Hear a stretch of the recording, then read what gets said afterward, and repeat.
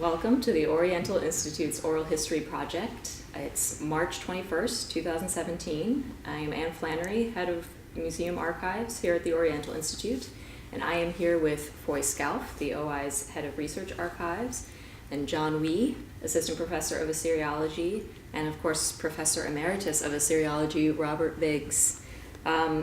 Today we are here to talk to Professor Biggs, who received his PhD from Johns Hopkins in 1962 and arrived at the University of Chicago in 1963.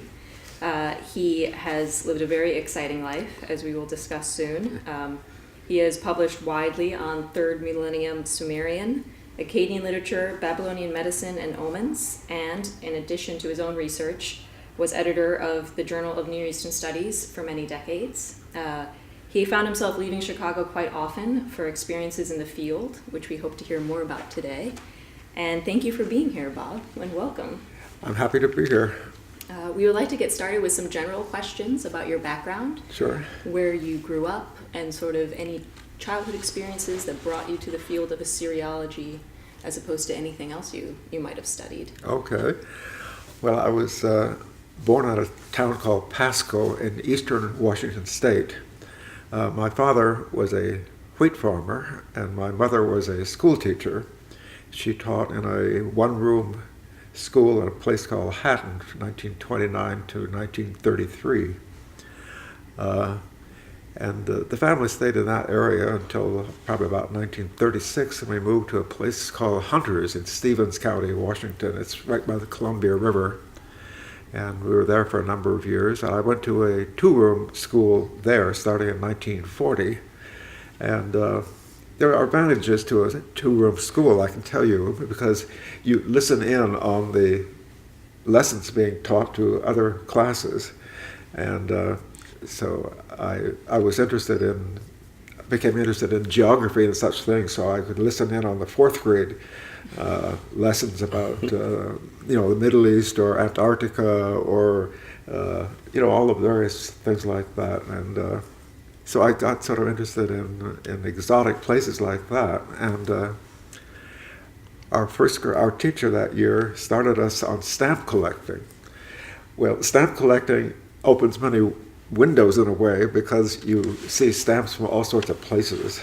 And there were stamps with pyramids on them, and you see various figures, whether it's American stamps with Luther Burbank or whoever, but especially foreign stamps challenge you to, what is that all about? And I think that's one of the things that kind of whetted my appetite or my interest in something a little more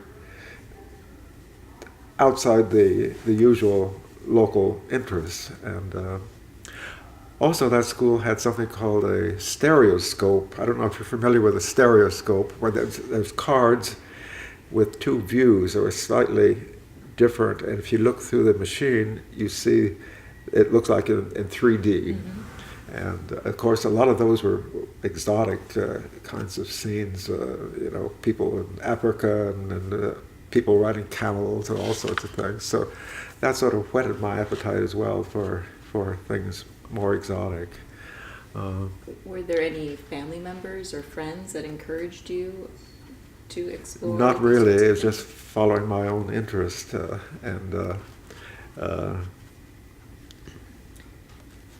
in 1943, we moved to Spokane County on a farm there. So we were still a farm family.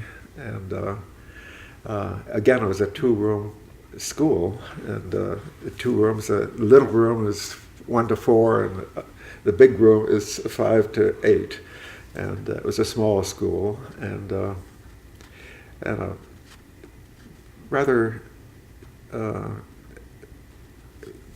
people there were pretty much all similar backgrounds, let's say, and we attended the local church. It was an Evangelical United Brethren church, which now is united with the United Methodist Church, but a fairly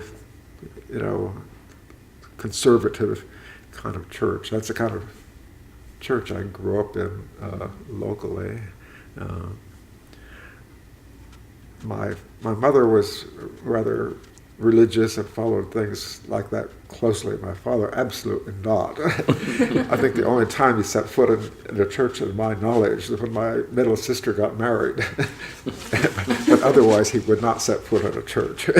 So he was unchurched, but I sort of grew up in the church and with interest in the Old Testament and so forth. And that sort of encouraged my interest in Bible and so forth at that time when I was still in school. And when I was in the 6th grade, our school closed and we went to another school. It was a consolidated school nearby, and it was about 20 miles away. And there was 2 grades to a room. And but then in high school, I was able to take 2 years of Spanish and 2 years of Latin and 2 years of German. Mm-hmm. It was a small school, but a couple of teachers were very encouraging. And in those days, you did a lot of, English teachers had you memorize a lot of stuff. You memorized long passages from Shakespeare and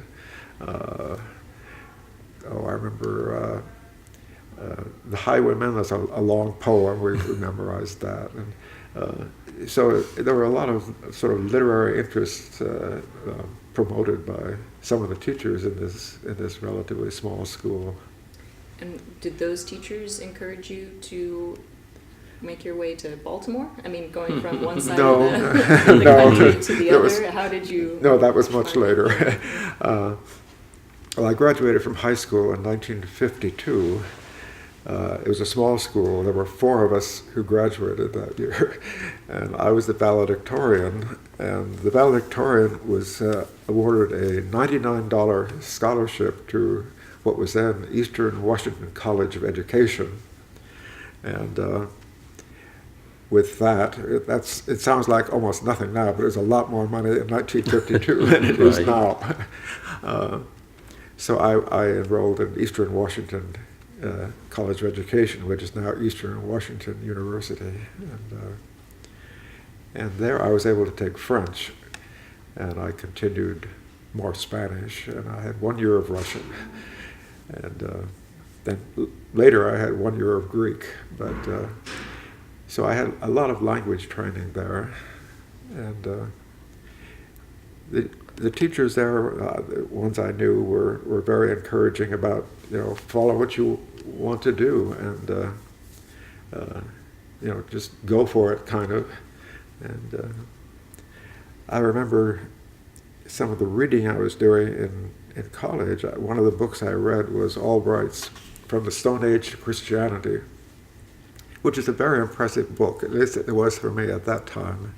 And of course, that's 60 plus years ago now, but it was not that old a book at that time. And I read Chiara's They Wrote on Clay, which is a lively book and very interesting, and that really got me interested in Mesopotamia as opposed to Egypt or the classical world. That sort of opened up vistas for me that I thought, that'll be fun to pursue if it's possible. Mm-hmm. And of course you don't know whether it's going to be possible or not. And my college degree is in education. My BA is BA in education, because I was prepared and expected to need to teach in the public schools in Washington State. And I had the credentials to do that if I needed to. But it turned out I didn't need to after all, fortunately. One of the professors I knew encouraged me to apply for a Fulbright fellowship, which I did. And I was going to study French literature in France. And fortunately, I got the fellowship, and I will speak a little bit more about that in a moment. I also applied. Another professor urged me to apply for a Danforth Fellowship. I don't know if you're familiar with Danforth Fellowship.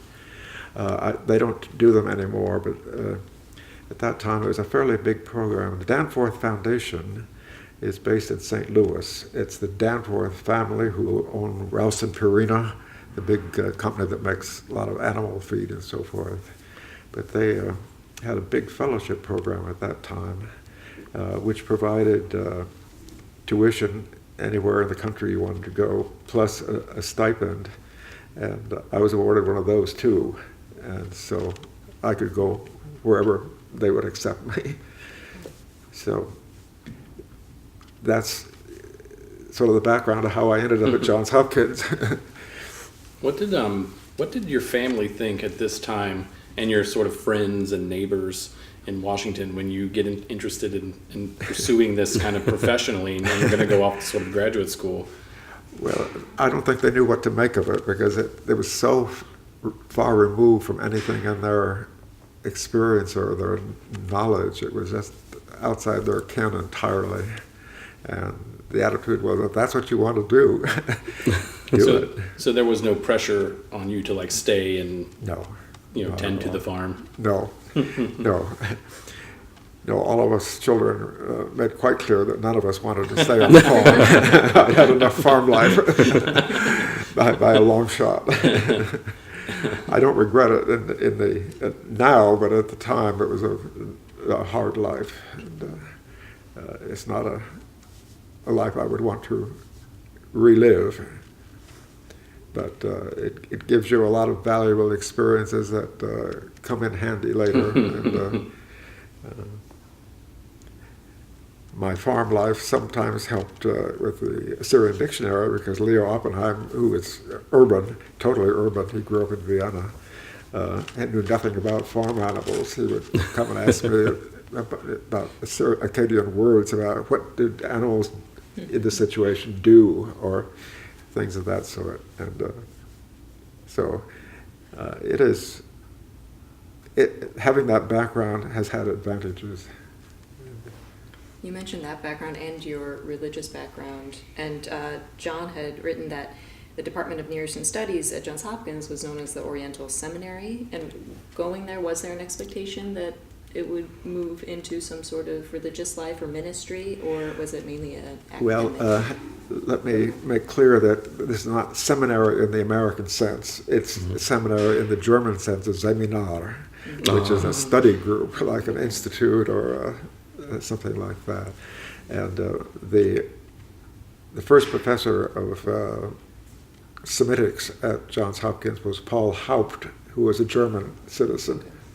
And so it was very much in the German academic mold that he founded the department and ran it.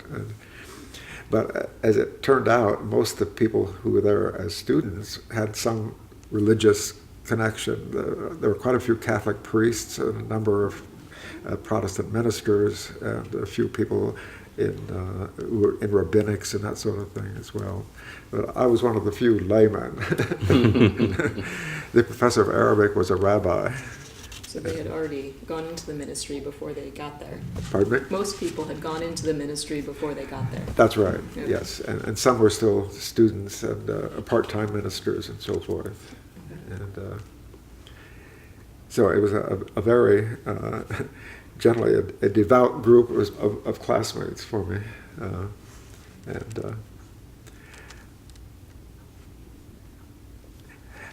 I didn't know when I went there that my first year, 1957-58, was the last year for Albright. He retired at the end of that academic year. And I think he took a year to teach in some college in Iowa or Ohio or somewhere like that. So he wasn't around all that much, but then he came back to Baltimore. And I remember when I first went to see him in 1957, I had just come back from France, and he started speaking to me in French. Well, I knew his reputation as being a man of many languages, and so I was interested in hearing how good his French was. And it was only years later when Lambert was looking into my record to see about my language exams, he discovered that was my language exam in French, which I had passed. I did not pass the German, however. But Albright was a very kindly man and very good with students. He was harsh on colleagues whom he didn't agree with, but he was very supportive of students. And I stayed in touch with him many years. And in the archives, what I turned over to John Larson last year were a number of little postcards from Albright, always signed WFA. And he kept touch about various topics and so forth. And, Did his departure affect your graduate career at all, or? well, after he left, most of the teaching was done by graduate students. A lot of the teaching was done by graduate students. My first teacher in Acadian was Ted Campbell, Edward Campbell. Mm-hmm. I think he's retired now from McCormick Seminary here in Chicago. But he taught my first Acadian class, and we were all required to take something called rapid reading of the Hebrew Bible. And that was taught by Father Raymond Brown, who's now deceased also. But a lot of the classes were taught by upper level graduate students. And but Albright gave lecture series. He had a course that year, first year, Palestinian archaeology was one. And I remember he started out by saying, the two fields that are most exciting in science these days are nuclear physics and Palestinian archaeology. I don't know how many people believed that, but that was and but he gave very nice lectures. Of course, he participated in excavations in Palestine in the 1920s and 30s. And, so he had a lot to tell us. And he was always full of anecdotes about, the various people he knew out in the field and so forth. And I don't remember the stories anymore, but he pretty much knew everybody in those days. And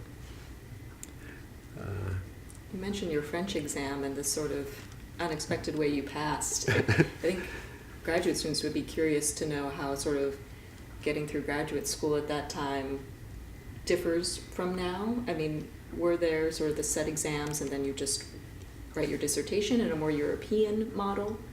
A lot more freedom, or? As I recall, the admissions process involved a test that you took somewhere. It was a general knowledge test, I think.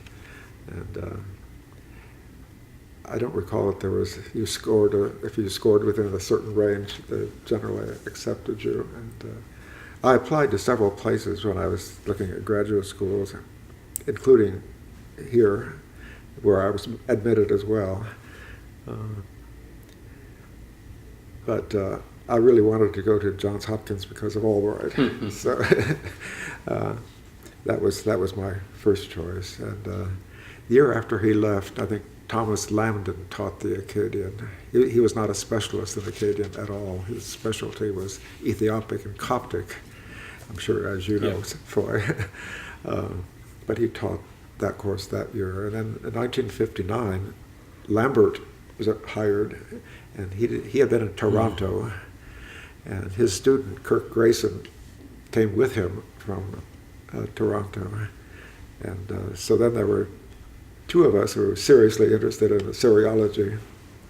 And it was an absolute godsend to have Lambert, because he was top in his field at that time. And very good, and he was very, very good as a teacher. I do remember, however, that he was British, you probably know, and he liked fresh air. But he had his office was Albright's old office. He had the heat turned off, and he always had the window raised, even in winter. So Grayson and I would wear our coats and we'd sit on our hands to try to stay warm during the course of it. And of course, he was unfazed. It didn't bother him in the least. But we were cold. How did Lambert and Grayson coming, did that really like reignite or maybe ignite and for the first time in you sort of this professionalization of your studies where you can sort of see like, now I have these other resources around me, you can bounce a lot of ideas off of these kind of experts. I mean, Lambert was sort of the master at his time. Did that sort of really inspire you? Like, okay, I can do this as a professional and this is what I want to do? Yes, that's quite true, because otherwise we were kind of, I would have been kind of at loose ends, because there was no one there who was an expert in Akkadian anymore. And so having Lambert there was an absolute godsend, and it was good to have Kirk Grayson there as a fellow student, because we were really at the same level of knowledge and so forth. And so we took all our Akkadian courses together, of course. And we also took Sumerian with Lambert. I'm sure we read a lot of the Lagash royal inscriptions, and Gudea, of course. I'm quite sure we did not read any Ur-3 text. He had no interest in Ur-3 text. mostly literary and royal inscriptions kinds of things. Kirk Grayson, was he sort of a partner in crime of sorts? Because it seems like you defended a day apart, and then yes. He went to Chicago while you went to Baghdad, and then you came to Chicago, and it seems that he played a prominent role not only in your graduate career but coming into your more professional phase. Yeah, that's true. Well, Lambert urged us to join the American Oriental Society, and in 1960, Grayson and I went to the AOS meeting in Philadelphia, and that's where we first met Leo Oppenheim and Erica Reiner. And they were very charming to us, and they were obviously sizing us up both as potential CAD employees. And so that's when both of us first met Leo and Erica. And I think Lambert had the idea that, Grayson was married and had a child, and so he was not as footloose as I was. So Lambert thought that it would be best if Grayson took the first shot at Chicago, and he arranged for me to, he nominated me for a fellowship of the ASTAR, American Schools of Ornamental Research, the Baghdad School Fellowship, which I was awarded to study Sumerian incantations in Baghdad, which I did to some extent. But, so that's how that's how I got to Baghdad, and also how I first got to know Leo and Erica. So I was already a known quantity.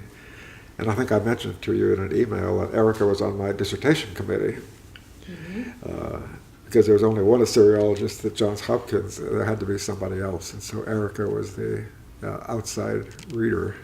And so I knew her through that correspondence and so forth as well. How did you get the topic at that time? Was it really focused, was Lambert heavily shaping what you were going to study, or did you just say, this is what I'm interested in? And there was pretty much at his suggestion, because he was a person who copied lots of texts at the British Museum, and he thought, well, this corpus of Shah Zigha texts, no one has worked on those for many, many years.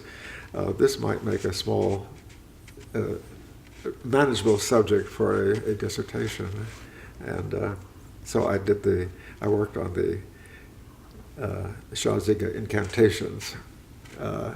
In my dissertation, I did not include the rituals, which are absolutely essential part of it, and it should have been, but he limited it to a manageable corpus. And you mentioned meeting Erica and Leo. Was it sort of common to think about Chicago as the main place on the professional horizon at that time? Is everybody Absolutely. That's where you think you're going to go? Yeah, that was Mecca for for a Assyriologist. There were other great places like University of Pennsylvania, because they have the great collection there of especially the Nippur tablets, and Yale as well because of the Babylonian collection. And so there were several places that were desirable from an Assyriological point of view, but Chicago absolutely was the center. And it was not only because of the Assyrian dictionary. Benno Landsberger was here, and he was the world authority on Akkadian. And so this was the place to go if you could. And most people saw work on the Assyrian dictionary as sort of a stepping stone for something else, which is what Grayson did. He only wanted to be here 1 year, and then he got a job at Temple. And after, I think, 1 year there, he got an offer from Toronto, which is where he was from, and where he still is, as a matter of fact. And so that's where he wanted to be anyway, and so that worked out for him. And so that's how it happened that I got to Chicago working on the Assyrian dictionary. As your fellowship ended, you were offered a Pardon me? position. As your fellowship in Baghdad ended, you were offered a position to come to Chicago. Yes, while I was still in Baghdad, I got a formal letter from Director Adams offering me $5,000, and I accepted that. And later that year, when I finally met him, I think at dinner in probably early 1963, he asked me if the $5,000 was satisfactory, and I didn't know any better, and I said, yes. It's more money than I'd ever had. Of course, I had no conception of how expensive living in Chicago would be. And so $5,000 did not go very far at that time, which is why I needed to upgrade my salary. So we were just talking about your appointment as a research associate here, and the amount that they were paying you, and how that would spend in Chicago. A couple of things that we were interested in. Number one, I'm kind of curious how getting the position, how the process was. I mean, now the academic job interview is a sort of 2-day process, and you give a talk and all this kind of thing. We're kind of wondering what it was like then, but I'm also very interested in how you were able to negotiate a higher salary. You mentioned in your biography by getting an outside offer, and in fact you were encouraged to do that basically. Yes, that's true. A woman named Faye Burridge, who was a secretary in the central office, said, "Listen, Bob, you're not going to get any more money unless you get an offer from somewhere else. They will listen to that if they want you." And there really was no interview involved. There was no lecture. There was nothing. It was just an informal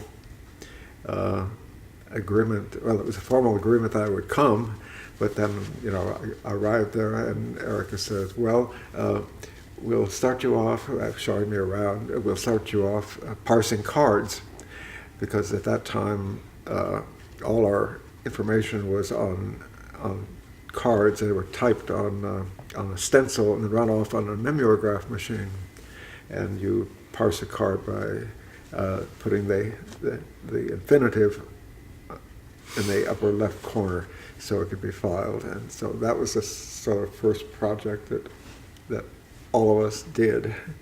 And at that time, the Assyrian Dictionary had room 320. That first year, I shared that with Aaron Schaefer, who was a man from Canada who got his PhD at the University of Pennsylvania. And as I recall, he worked partly on the Sumerian lexicon with Miguel Seville and Landsberger.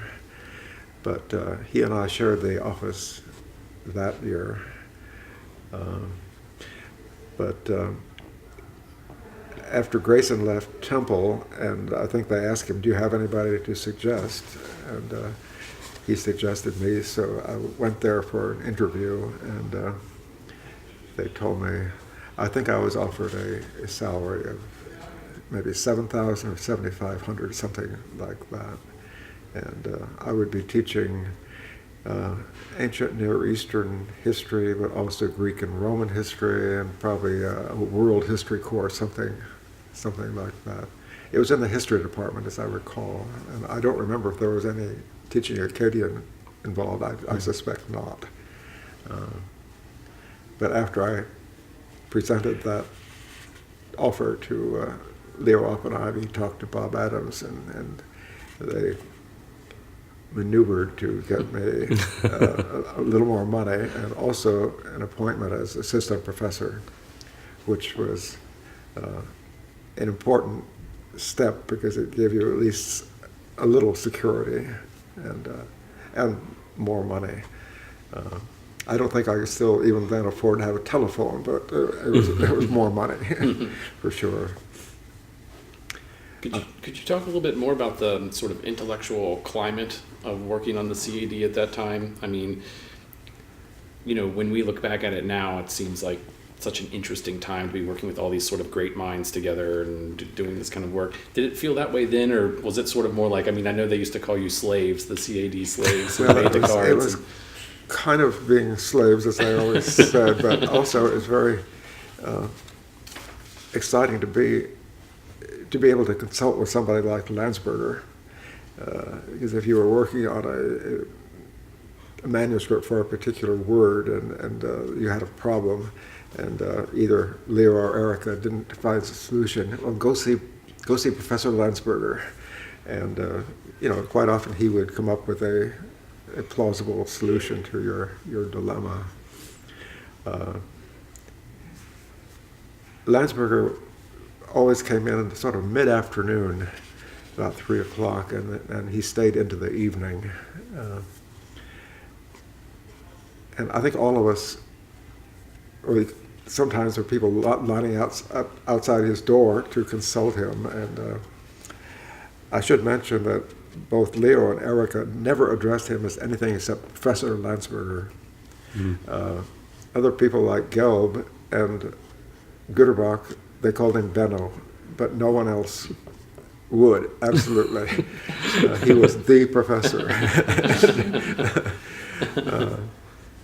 What about some of the other colleagues that were around? So we've been talking a lot about Assyriologists, but Charles Nims, George Hughes, Keith Seeley, these people were still around at the time, weren't they? Yeah. Well, I got acquainted particularly with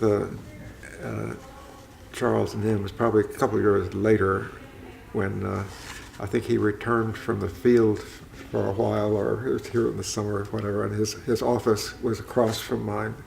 And Charlie was somebody who talked a lot. He loved to chat. And so I got quite well acquainted with him that way. Much less so with George Hughes. I didn't know him as nearly as well.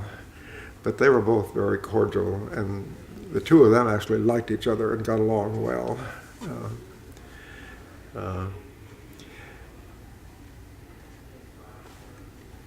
There were other people there as well. I knew John Wilson, but not particularly well. He was always cordial and so forth, but I didn't know him as well as I did the others. And, John, do you want to maybe talk to Bob about some of his expeditions and research? Right now? Sure. Okay. Well, thank you, Bob. We've read what you've written about your life, and a large part of it takes place in the field, or the highlights of it. Would you like to share with us some of your work in Nippur and the surrounding areas? well, guess I should back up a little bit and say when I came through Chicago in 1962 to check in with Leo and Erica, Leo took me downstairs to meet Carl Haynes, Richard C. Haynes, who was the director of Nippur.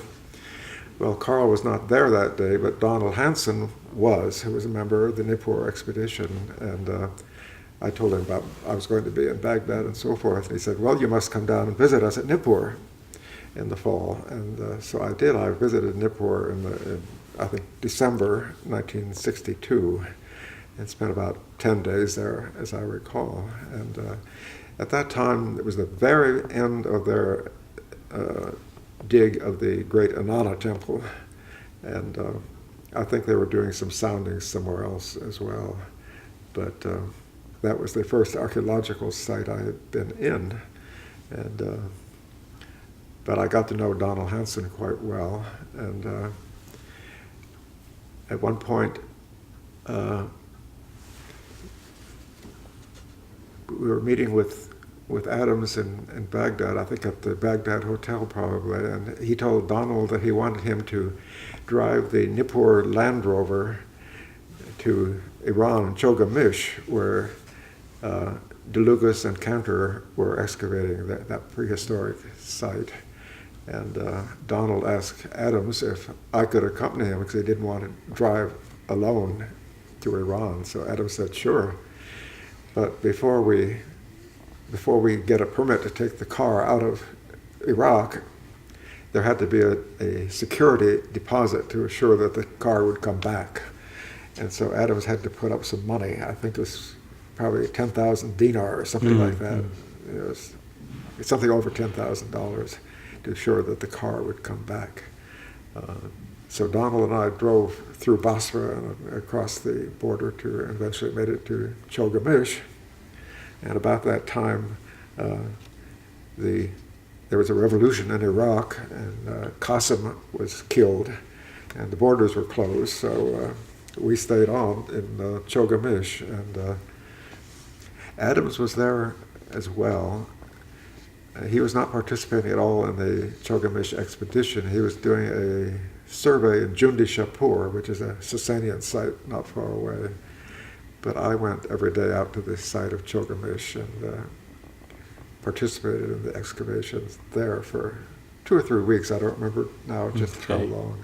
So when you first went to Iraq and later on to Iran, when you went to Iraq and later to Iran, did you go with the intention of staying on for a considerable period of time, or just visiting? Not really. I had no specific plans. Okay. My only deadline was to get back to Chicago. It's time to start work in the fall of '63.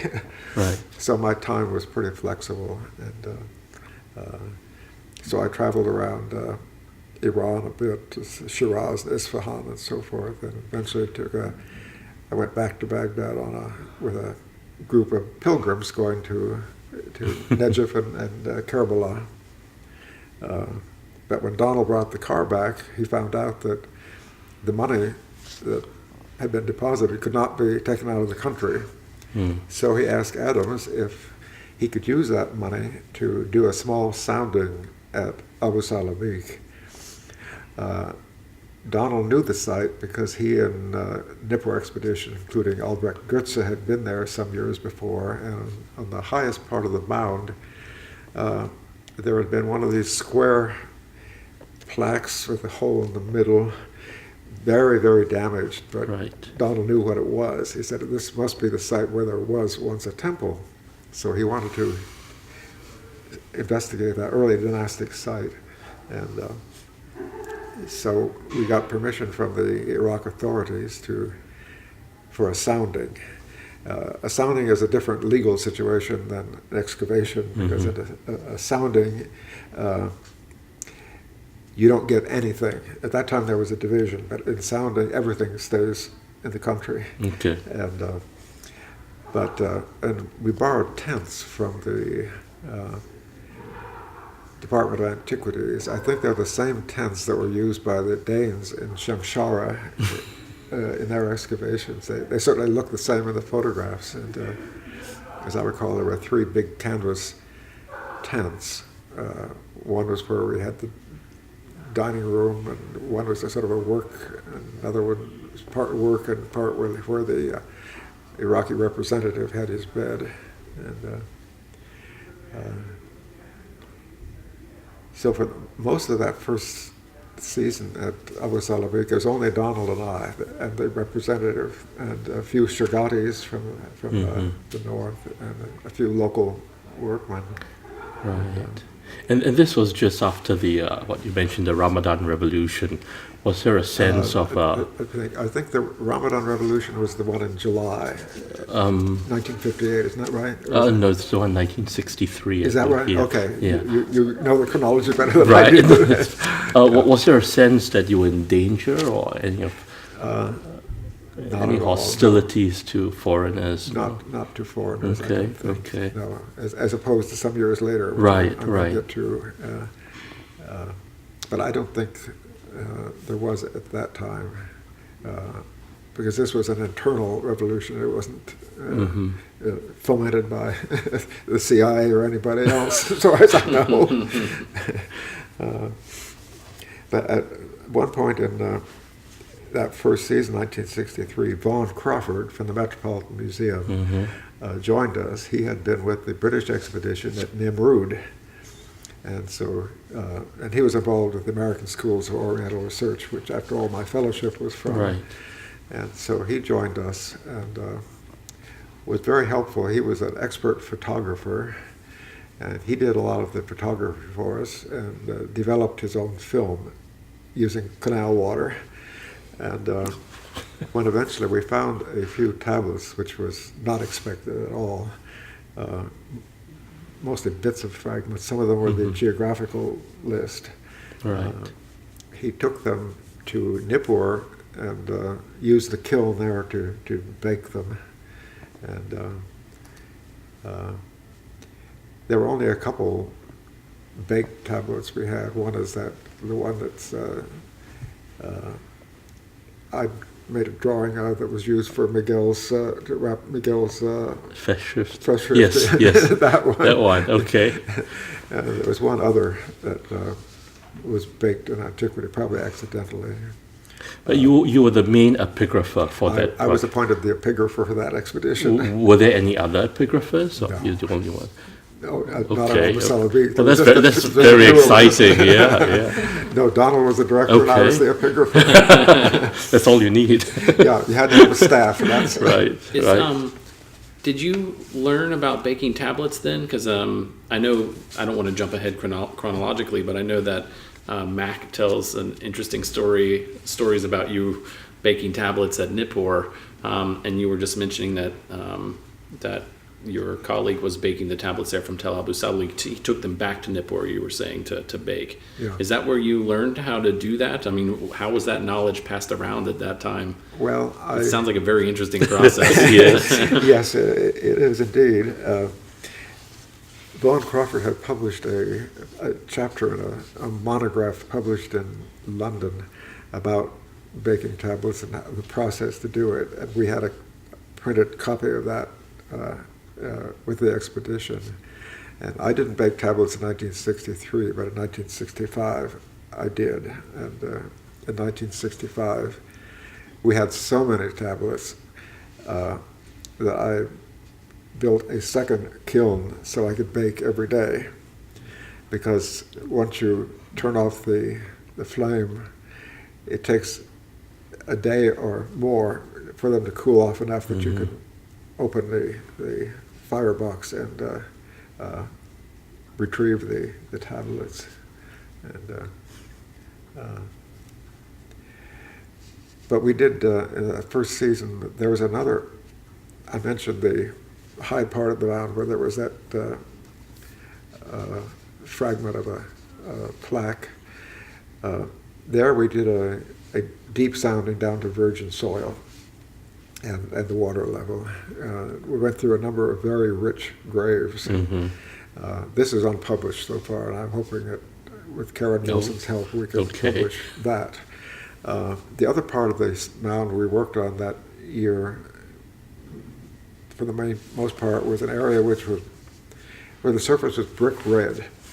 There had obviously been a very, very hot fire there. And when we started excavating, we discovered that the walls they were preserved to about so high, were absolutely baked solid. And so it must have been a terrible fire. And but that's where we found tablets. And the second season in 1965, Salma al-Radi was the Iraqi representative, and there was Diane Taylor, who had followed Jakobson to Harvard, who was there as well, and Donald and I, and that was it. And just barely after we began work, we came across a large pit, a good-sized pit, a rubbish pit, but it was full of tablets, unbaked, all unbaked, and mixed in with lots of sherds and fish bones and all sorts of debris. And so I basically spent that next several weeks excavating the tablets with the help of the most skilled Chagatai workmen. And That's a situation all of us dream about. well, but eventually we took all the tablets to Nippur and put them in our. We had a large room. It was about half the size of this room. It's sort of the living room. You spread them out, and we put them in what they call a tenica, which is a 5-gallon oil can. It's split in two, so you could, and you put some sand on the bottom and put your tablet on it. And so I baked those, and Salma al-Radi was very good at helping me with the conservation. That was a difficult challenge because they were so near the surface, and they were full of salt. And I think if you look in the volume, you'll see pictures of how the salt pushed the tablets apart. And so it was a lot of work, but we got them. And we, after they were baked and consolidated, we made latex molds. So we have, in the basement, we have the casts of almost all of the tablets. And that's what I worked at when I was making my copies of the tablets. Okay, so you described to us how you built your own kiln, how you made these plaster casts of tablets, molds of tablets. Did you learn these techniques in the field, or did you learn them at Johns Hopkins? No, in the field. In the field, entirely Yes. in the field. Okay. Yes, they had been making molds of tablets for a long time there, and so Donald Hanson knew how to do it and so forth. And at that time, you could buy latex in Baghdad, and I don't know if you're familiar with latex or not, but it comes it's kind of a gooey. Yes. And it dries, and you put a couple of layers on, and then you can gently peel it off. And, unfortunately, the latex molds have not survived. They don't survive at all well. So I think they're all crumbled to bits now. Right. But there weren't any problems with you bringing these molds out of the country? No. Just not the tablets themselves? Yeah. Okay. In fact, Fuad Safar asked me, would you like to borrow these tablets to take to Chicago to study them? And I said, no, I think they're too fragile. Ah, And okay. they were. I understand that some years later, when there was threats of damage to the museum, they moved some of the tablets to some other location, and some of them collapsed, fell apart because of all the salt in them. And of course, we had no facilities to soak tablets there, and so it's fortunate that we have the casts. And, so I'm thankful that we didn't try to bring them to Chicago to study. I think Iraq Museum has I don't think they lend things as readily now as they used to years ago. But in any case, we didn't borrow anything. Right. So that was between 1963 and 65, would you say? Yeah, the tablets were recovered. yes, there were a few in 63, but almost the overwhelming part of them was 65. 65. All the okay. literary texts and all the lexical texts except for one Right. were from 65. Right, and your book on the Abu Salabic tablets came out in '74. That's right. So you essentially spent a decade working on this cache. That's true. I did a few things in between when I needed a break from studying material I couldn't understand. Okay.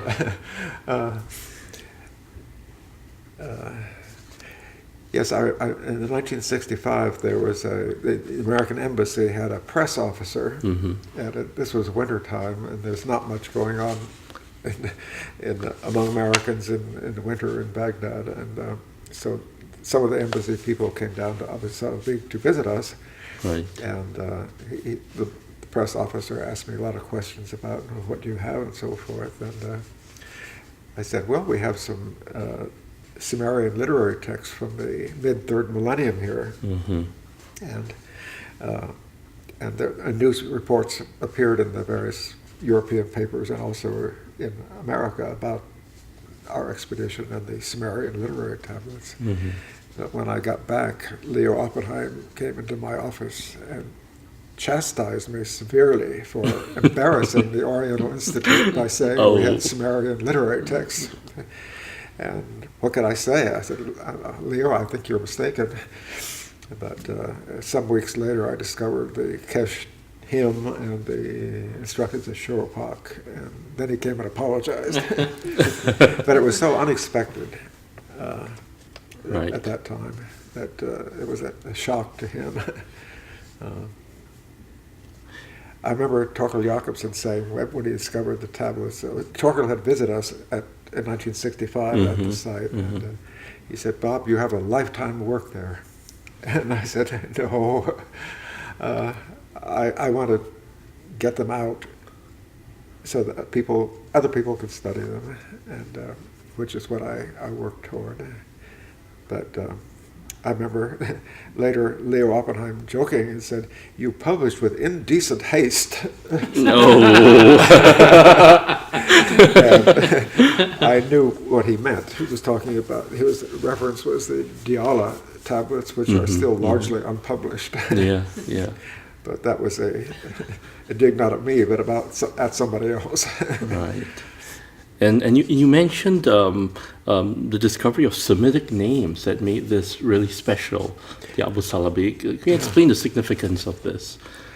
Well, the conception at that time was that the people who were Semites were nomads tending their sheep and goats and so forth. And it was totally unexpected that there would be people with Semitic names involved in writing Sumerian in the middle of the 3rd millennium. That was absolutely shocking and unexpected, I think. There were a few Semitic names known before, but they were personal names of workmen and that sort of thing, not in a center of learning. Right. So that was the shocking part, that people with Semitic names would be involved in copying Sumerian literary texts. And it informed your understanding of the Italians' work on the Ebla later. Absolutely, yes. Right. Well, because of my experience with the Abu Salabiq tablets, I was in a good position to understand what was going on and where some of the Italian expedition had gone astray in their early pronouncements. And so at that time, I gave a number of lectures to the Archaeological Society here and to a monastery in Virginia, in Missouri, and somewhere in Palo Alto, and I don't remember where all, about my view of what the Ebla tablets were about, and that I didn't think they had anything necessarily to do with Genesis and the Bible as had been widely reported. And so I was sort of in on the ground floor with the EBLA tablets. Well, I have not followed that up. It's a field on its own now. And, Well, definitely. but, I've not tried to keep up. Yes. Well, this definitely ranks as one of your larger publications, the Abu Salabi tablets. But just looking through your resume, you've published a lot of things. And for many of us, you remain first and foremost a philologist, because we are philologists and we read you in that light. Are there publications that you might consider you have a special affection for, perhaps? Well, there's one very small article I did with Matt Stolper, publishing a small fragment of an Oman text from Susiana. Okay. And that was a terrible challenge because the orthography in the Susa tablets is so different than what we're used to in Mesopotamia. And in fact, the Susa literary text, which you're familiar with, they were first announced as being in an unknown language because the writing was so unfamiliar. Right. But Henry Wright, who had a cast of this tablet, had given a copy to Matt Stolper and one to me, and we didn't. Neither one of us knew the other had it. We both worked on it independently for a long time, and then somehow we just both discovered that we both had working on the same tablet, and that I had solved some things and he had solved some others, so we did a joint article. But that was a tremendous intellectual challenge to when there's not a single line complete. Wow! And, Wow! So that was one of the most intellectually challenging and fun to work on, but and rewarding when you finally make some sense out of it. But I suppose also working on the Al-Hiba text was a challenge too, because we had several literary lexical incantation texts there that I spent 2 seasons at Al-Hiba with the expedition from the Institute of Fine Arts, New York University, and the Metropolitan Museum. And that was 1968-69. And 1970-71, I was allowed to go because I took 2 students from here for archaeological training, Elizabeth Carter and a student in anthropology from Saudi Arabia named Abdullah Masri. And so those two seasons I had at Al-Hiba, which you probably know is on the very edge of the great marshes of Iraq, which are pretty much damaged now. But at that time, they were they were the local people doing what they did there locally, cutting the marshes, cutting the reeds, and fishing in the marshes and so forth. And I have lots of photographs of those, which I will eventually turn over to the archives or whoever they go. Yeah. I also have Abu Salabi photographs to pass on. But Al-Hiba was a great experience, and because it was very isolated, and you couldn't get there by land. You had to take a boat, a motorboat to get there. It was about an hour on the canal to get there. And, so that was a great experience. Right. And you guys actually lived in reed huts on that day? Yes. You were saying just like the other people there, you built these, which you see on cylinder seals depicted. Yes, right, exactly. right. Yes. Yeah. Yes, the first season we had locals construct them for us. What we did not know was that they leak like a sieve the first season Right. until there's been enough sandstorms that the reed covering that's the roof fill in enough that they're waterproof, or more or less waterproof. But that first year they poured poured through it, and we were always wet. So that was pretty miserable.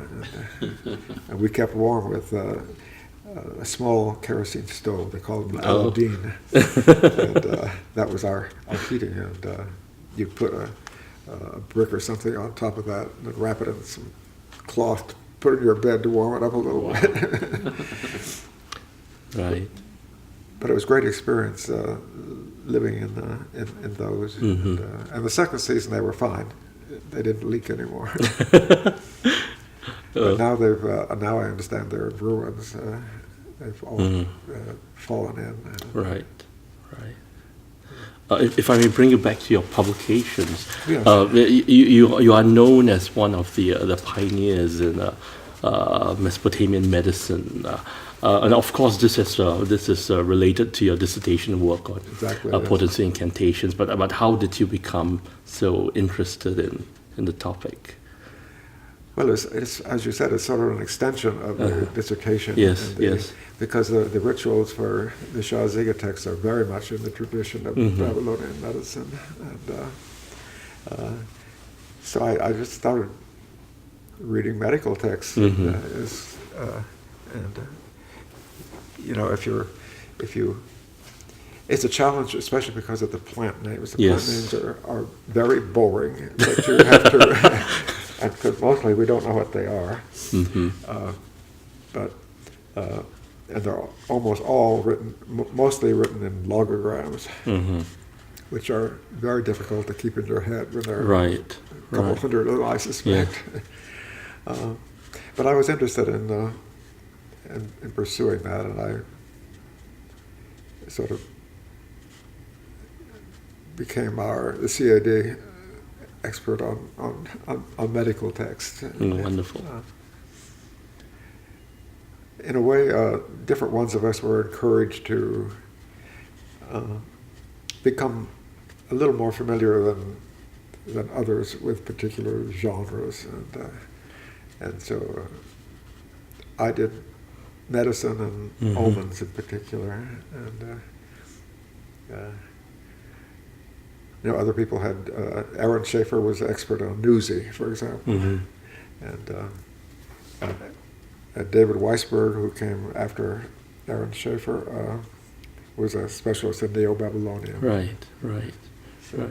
And I suppose your work on the Assyrian dictionary, the collecting of lexemes, really trained you in working with medicine. Oh yes, Yeah. yes indeed. If you're working on the Assyrian dictionary and actually writing drafts of manuscripts from all these cards, you deal with a lot of different genres, and some you're familiar with and feel like you're in control of, and others Right. absolutely not. Well, what do you think of the field today? It's overwhelming how many people there are and how specialized everyone is. There are those who do practically nothing but Old Assyrian, and others are Sumerian literature or whatever. And I think especially in this country, there are not that many people now who have a broader knowledge of the various fields as some years ago. I'm thinking of it when Landsberger was a student and growing up. He grew up with the field, and so he seemed to know everything about all the genres. And now there's just too much material for only one person to be in that Right. position, I think. Right. What do you think that means for the future of the field? I mean, how do we, still communicate these complex ideas to other people if we're sort of becoming ultra specialists? If the future is the field keeps getting bigger and we sort of our expertise sort of shrinks to smaller and smaller amounts. It seems that's what's happening, and I don't know what the solution is, but I'm encouraged by the younger generation who are very active, and of course now you have so many more facilities. Yes. You don't have to keep your own Zettelkasten Right. like you used to. I remember Scherberg used to have several file boxes with all his Sumerian vocabulary in them, and we all kept a separate file of our vocabulary words where there were discussions and so forth. Mm-hmm. And, I discarded mine only a few years ago, but I used it for a long time. And Do you think that sort of, I mean, that's sort of on the dictionary model, right? That you're Yeah. sort of collecting cards on interesting things.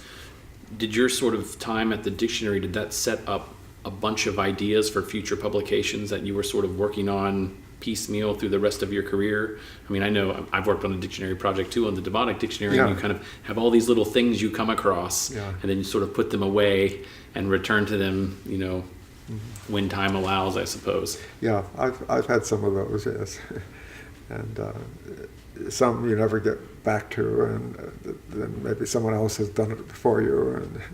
But yeah, I think just you make some discoveries along the way, and it leads to something else. And that was kind of the genesis of my first article on livers, Mm-hmm.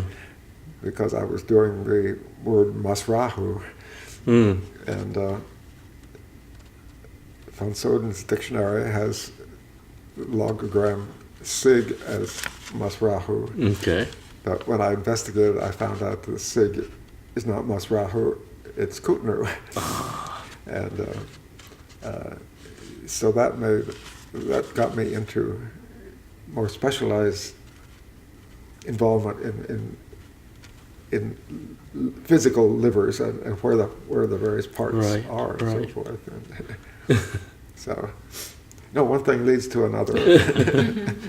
And One thing I've admired about you is your focus on highly technical material, like the Matsrahu, what it is, and your ease in speaking to non-Assyriologists. I know your involvement with the volunteers at the Oriental Institute, and I've heard you speak, and you're a very good speaker. How did you develop these skills in public speaking? well, I don't really know, except I've attended too many lectures where the speaker is very expert, but is not good at all at saying anything that the audience can understand. I'm thinking of an example. I'll give you an example of David Pingree, who is a superb scholar who absolutely knew everything you can imagine about astronomy and so forth. But a lecture was, I think, only Hermann Hunger and Erica probably understood a word he said. But lots of course, and of course, only the two of them would understand what he was talking about. But I've heard enough of those kinds of lectures that I consciously tried to give enough explanations in ordinary terms that your audience can understand what you're talking about. And I suppose you apply that same principle in your classes when you teach your students. I suppose so. I Right. wasn't conscious of it,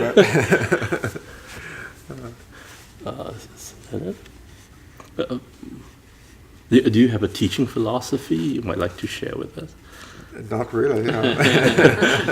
This is interesting though, Yeah. when you compare today that the OI is maybe a little bit of an exception, but even in a lot of graduate programs, there is some focus on what should you do as a teacher once you're done with this graduate career, because a lot of our students now are not necessarily going to go on to a specialized job in Assyriology. They're going to end up at a liberal arts college or something like that. Right. So for you, the sort of methodology was basically assumed, right? I mean, how you imitated how your professors taught probably, and that's how you did it. Yeah. And there wasn't necessarily a lot of, correct me if I'm wrong, a sort of reflection on the methodology of the teaching side of it. Yeah. yeah, I don't know what to say to that.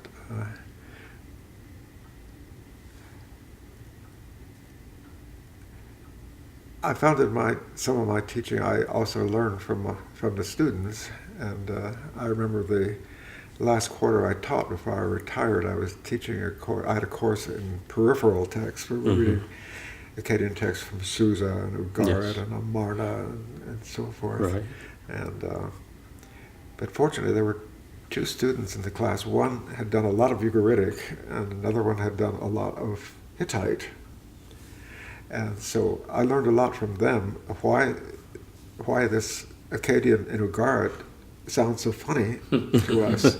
And he could say, well, this is how they did it in Ugaritic, and that this is reflecting Ugaritic. And the same when we were reading Hittite, the Akkadian Hittite treaties, that this is how it's phrased in Hittite. And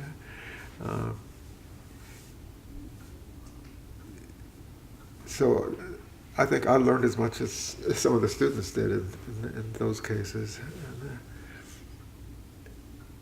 Are there things still that you want to get done? Are there big projects you're still working on? Well, no big projects. I've switched my interest in the last few years to OR3 texts, which I had never specialized in at all. But I find the OR3 texts very interesting because they reflect. A lot of them reflect very much the landscape and the climate and so forth of Iraq, which I know. And so I'm in a better position to understand what they're doing, the terminology of the canals and the harvesting and all those kinds of things. And so that's a separate field, and that's something that's easier to do here in the U.S. If I were trying to do medical text, which I really can't do anymore, because once you have cataract surgery, you can't see well enough to see a tablet up close. And for medical text, you really need to be close to the British Museum for a long time. Right. But that's not the case with OR3 text. And so my focus the last couple of years has been doing some OR3 text. It seems like you've come full circle. You've mentioned Lambert not touching the OR3 material. Back to the farming roots. That was probably my attitude at one time too. But now I find them much more interesting. And, so they're fun. And, Okay, now we just wanted to get into some institutional memory. And if you could tell us a little bit about what it was like to be a research associate and an assistant professor at the Oriental Institute in the 60s. Was the dress code? Did people bring pets into the OI? Was everyone smoking in their office? Just to give us a sense of what it was like to be in the building at that time. Well, the young men like myself, we were expected to wear a necktie. And the photographs that I mentioned to you shows Tony Brinkman and me wearing neckties in 1965 or 66. Not a jacket, but a necktie every day. And of course, at the time, practically everybody smoked. Leo Oppenheim did not smoke, but and I don't. Landsberger didn't either. But practically everyone else did. And Erica was a chain smoker.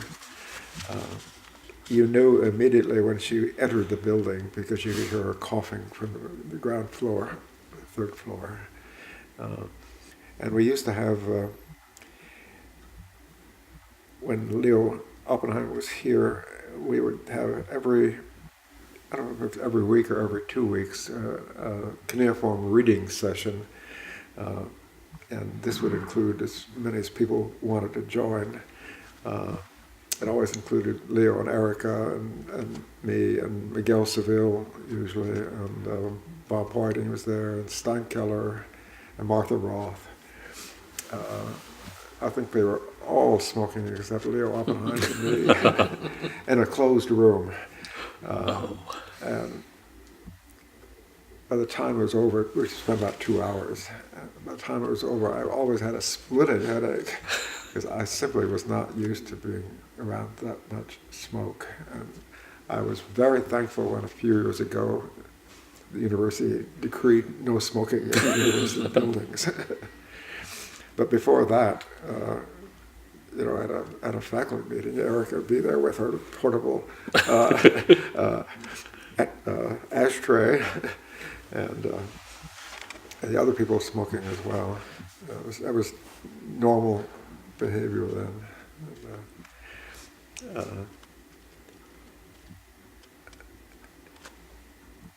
What were the lines of formality across so from graduate student to young assistant professors to more seasoned professors? You mentioned Professor Landsberger. Yeah, I think he's probably the only one that was, too lofty to to associate with much. But the graduate students and assistant professors, probably associate professors as well, there was great informality. And, there were various social gatherings. I used to have parties at my place, and there would be Jerry Cooper, who was a graduate student at the time, and Muhsin Makhdi, who, I don't know if you know his name, the Arabist, and I think Yaroslav Statkevich used to come, and various people. It was pretty informal, and we had a lot more communication, I think, at that time, association with people in the Islamic section than is the practice now, as far as I know. And we knew more people also from classics, people who were doing Greek history and so forth. But for the most part, we were people in the late 20s and early to late 30s probably. I remember that Judy Frank used to have parties at her house, her apartment on Dorchester, and the Oppenheimers would come, and the Güterbachs would go, and Klaus Baer was there, and Ed Wente, and Layla, and some of the graduate students were there, some of whose names I forget right now. But it was all very informal, and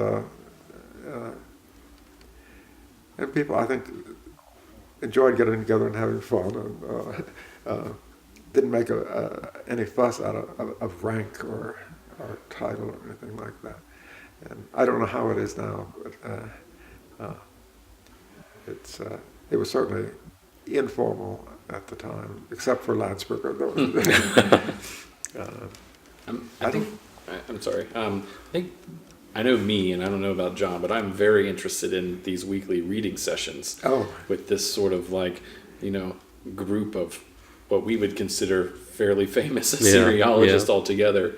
How did that work? Was it very friendly and open when you're kind of sight reading these texts in a new volume that came out? Could graduate students come? Yeah, exactly. How did it sort of work when you guys were doing it? Because I can sort of imagine it's also could be stressful, especially for, let's say, a graduate student or a younger scholar who you might be thinking you're going to be judged on your performance of how well you're going to sight read these texts in front of everybody. I'm just kind of curious how that works. Yeah, well, when there was a new volume published, say CT 51, which has a lot of various kinds of texts, some administrative texts, some Omen texts, and so forth, you just go through the volume, page by page, and usually Erica or Leo would kind of lead it, but sometimes. Well, if it was liver Romans, they would say, "Oh, Bob, see what you make of this," and then someone would say, "Oh, I think that's you got a different reading. I think I understand that differently," and I don't think there was any sense of judging if you didn't solve the problem right away. Were you guys prepare beforehand? Like, would you know we're going to read CT 51 or whatever it is today?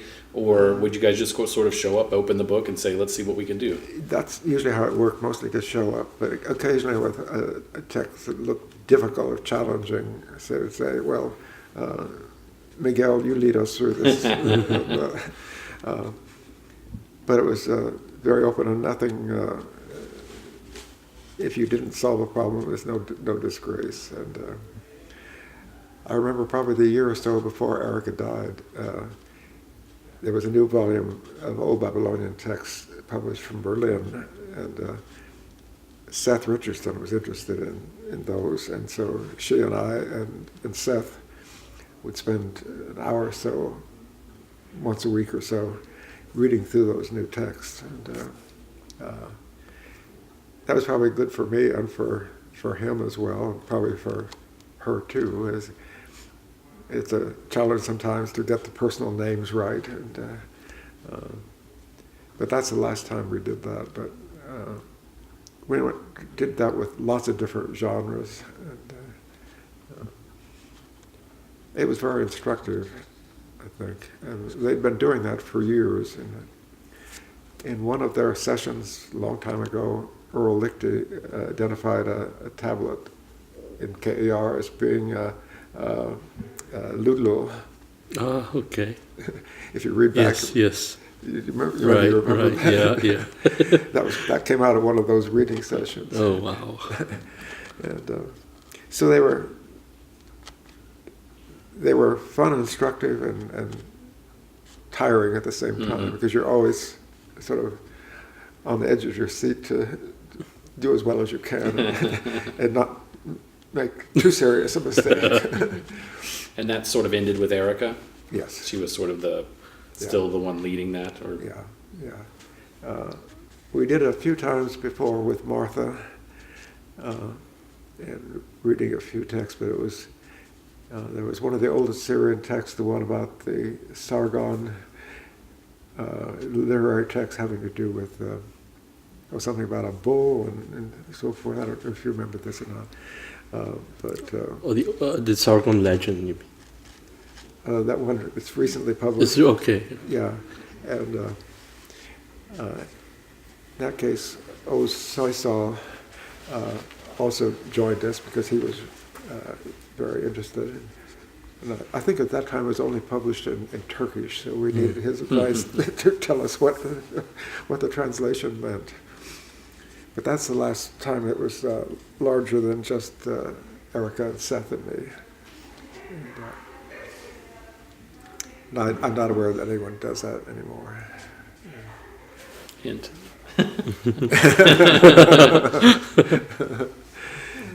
Could you give us a sense sort of the interpersonal relationships amongst faculty at the OI and how that affected the overall atmosphere of the Institute?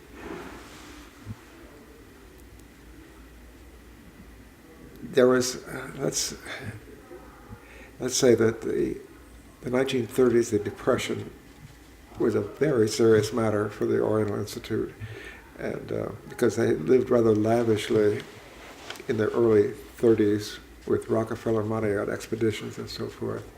But when the crash came, a lot of people had to be let go because there's simply not money to pay for them. And some of the Egyptologists in particular were bitter about having been ones who got dropped. And I know that was the case of Charles Nims. I think he took a pastorate somewhere in downstate Illinois, and that was the time also when Sam Kramer was let go, which he has written out in his book, and expressed some bitterness about that. And so there was residual bitterness about that issue, which I think held over to some extent among the Egyptologists in particular. And I'm sure Ed Renty can tell you more about this, but my recollection is that some of them were not much more than on speaking terms ordinarily, except for Charles Nims and George Hughes. They got along very well, and but the others, I think they had as little to do with one another as possible. Likely story coming from a seriologist.